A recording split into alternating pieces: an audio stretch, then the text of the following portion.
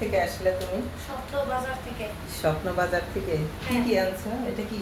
Coke পরোটা, গরুর মাংস, ইলিশ মাছ। ইলিশ মাছ, বাবা সেই অবস্থা। আজকে আমাদের তাসিন বাজার করে নিয়ে আসছে।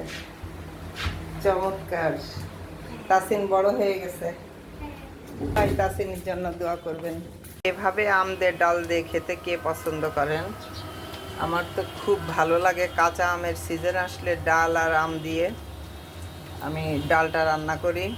বাচ্চারা আবার খাবে গরুর মাংস, তো তাদের জন্য হচ্ছে গরুর মাংস, আর আমার জন্য হচ্ছে আমার ডাল।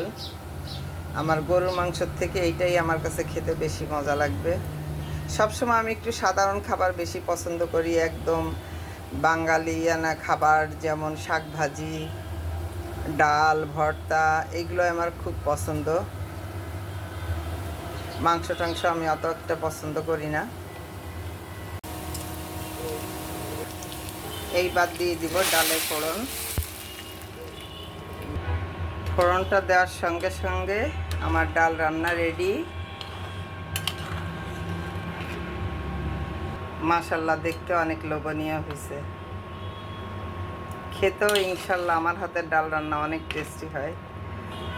যে ছেলে মেয়ের জন্য মাংস রান্না করছি, আর আমার জন্য ডাল,